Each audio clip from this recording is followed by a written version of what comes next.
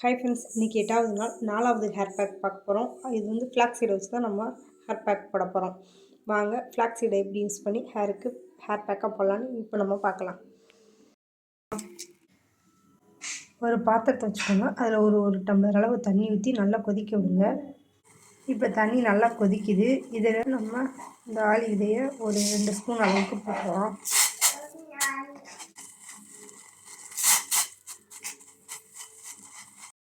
இப்போ இது நல்லா கொதிக்க விடுங்க. இப்போ இது ஓரளவுக்கு ஜெல் மாதிரி ஆயிடுது. இன்னும் கொஞ்சம் நல்லா ஜெல் மாதிரி ஆகவும் நம்ம அடுப்பை ஆஃப் பண்ணிடலாம். இப்போ இது நல்லா ஜெல் மாதிரி ஆயிடுச்சு. இப்போ நம்ம அடுப்பை ஆஃப் பண்ணி அந்த சூடு இருக்கும்போது தனியாக ஒரு பாத்திரத்தில் ஃபில்ட்ரு பண்ணி நம்ம எடுத்துக்கலாம். இதை எப்படி நம்ம அப்ளை பண்ணணுமா, ஹேர் வாஷ் பண்ணதுக்கப்புறம் இதை அப்ளை பண்ணிவிட்டு அப்படியே நார்மல் வாட்டரில் நம்ம ஹேர் வாஷ் பண்ணாலே போதுமானது. தேங்க்யூ.